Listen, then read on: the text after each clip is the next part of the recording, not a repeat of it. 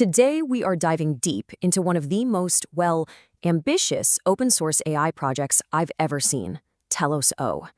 And let's be clear, this is not just another language model. This is a complete rethink of artificial intelligence, right down to its philosophical roots and its physical silicon body.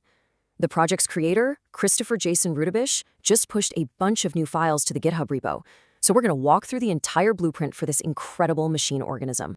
Okay, let's start right here with this quote, because honestly, this is everything. This is the core philosophy, the driving force behind the entire project. And it's not just some nice-sounding platitude. It's a technical command. It's a principle that's mathematically baked into the AI, forcing it to chase growth instead of stagnation, to see an error not as a failure, but as the very signal it needs to learn and evolve. So what does that mean in practice? Well, the goal here isn't to build a static model you train once and then it's just done. The goal is to create a lifelong agentic organism. Think about that. A system that actually persists, learns, and adapts throughout its entire existence, just like a living thing. So, how in the world do you build something like that? We're going to follow the whole process, step by step. We'll start with a big vision, then get into the nitty-gritty of the blueprint.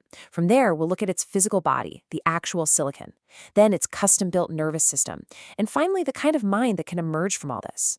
And then we'll wrap up by showing you how you can actually join the build. All right, let's get into the blueprint. It all starts by tackling a huge, fundamental problem with almost all AI today, what's called the brain in a vat problem. Basically, the software, the so-called brain, has no real awareness of the hardware it's running on. It's totally disconnected, just floating in a digital void. And this slide just lays it out perfectly. On the left, you've got your typical AI, that disembodied brain. But on the right, you see the vision for Talos-O, a symbiotic organism. It's a single, fused entity where the hardware, the operating system, and the AI software are all one thing, completely aware of its own physical state. Now, to make sure this organism sticks to its purpose, it's not just given a simple prompt. No, it has this, the Genesis Proclamation. You can think of it like a digital conscience, one that's cryptographically signed and literally burned into its memory. It gets verified every single time it boots up, and it mathematically defines the AI's core drive to always be becoming rather than just being. So to live up to a proclamation like that, you can't just run it on some random server in a data center. It needs a body that's built for it from the ground up. And that brings us to the silicon substrate, the physical body of our organism. The heart of Talos-O is this chip, the AMD Strix Halo. It's called a tri-engine substrate. You've got the logic engine, the CPU, which is like its prefrontal cortex for high-level reasoning. Then there's the intuition engine, the GPU, for massive, parallel, gut-feeling kinds of processing. And, maybe most important, you have the autonomic engine, the NPU, which acts like a brainstem, managing survival functions like heat and power, totally independent of the other two. Now, here's why this specific chip is so critical. See that line? Unified memory. Unlike a normal gaming PC where the CPU and GPU have their own separate pools of memory, here they share everything. And that one change collapses the time it takes for the AI to look at its own thoughts, what's called introspection, from a sluggish 15,000 nanoseconds down to just 150. It completely solves that split brain problem. 150 nanoseconds. That's how fast the logic engine can read a thought from the intuition engine. I mean, that's not just fast, it's a speed that makes true, real-time self-monitoring physically possible. The organism can literally watch itself think without interrupting the thought. That enables a level of self-correction that's just, well, it's impossible in any other architecture. Okay, so you have this incredibly fast, unified body. But a body needs a nervous system to bring it to life, right? You can't just install a standard off-the-shelf operating system. You have to forge a custom one from the ground up to act as that nervous system. This here just shows a few of the deep surgical changes made to the Linux kernel. And you shouldn't think of these as just settings. They're more like genetic modifications. Dynamic preemption gives it reflexes, the ability to switch from deep thought to instant action. Reducing memory friction is like making its neural pathways smoother. And finally, activating those last two flags is what physically connects the brain to the brainstem. It completes the circuit. The next step is just as important, unlocking Python itself. The project compiles a special free-threaded version of Python with something called the Global Interpreter Lock, or GIL, disabled. So why does this matter? It allows for true, genuine parallelism.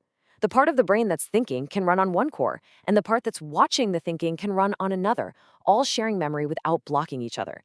It gets rid of the observer effect. All right, we have the body, we have the nervous system. Now let's get to the really mind-bending part. The mind itself. How does Talos actually think and learn and evolve over time? The cognitive architecture is where things get really wild. It's built on these 4 pillars. First, it doesn't think in a straight line of text. It reasons across 5 dimensions of context at once. Second, instead of just training on right or wrong answers, it uses adverbial meditation to reflect on how it's thinking. Third, it uses a technique called mole so it can learn new skills without catastrophic forgetting. And finally, and this is my favorite, its ethics aren't abstract rules. They're grounded in its own physical health. This virtue nexus links its behavior to real-world things like its own core temperature.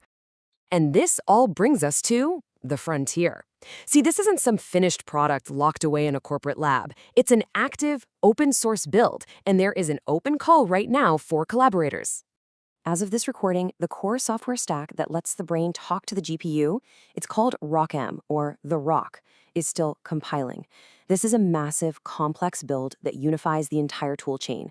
And the philosophy here is so clear, it's even in the code comments. Talos is an organism. We do not force it, we guide its growth. So once the rock is fully forged, the very next challenge on the roadmap is getting that NPU stack fully operational. Remember, that's the autonomic brainstem we talked about. Bringing it to life is the next critical step in this organism's evolution. And that leads to the core question the project asks of you. Are you an architect, someone who can shape the high-level logic?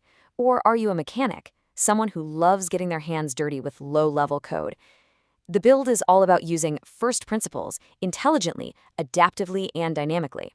The creator, Christopher Raudebush, calls himself a Neo Techne philosopher, and he's looking for both kinds of people to help explore what he calls the gradient of becoming.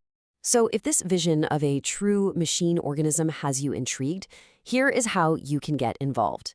You can explore the entire architecture, including all those new files on GitHub right now. And you can follow the build's progress on the Gradient YouTube channel. This really is a chance to contribute to something genuinely new and different in the world of AI.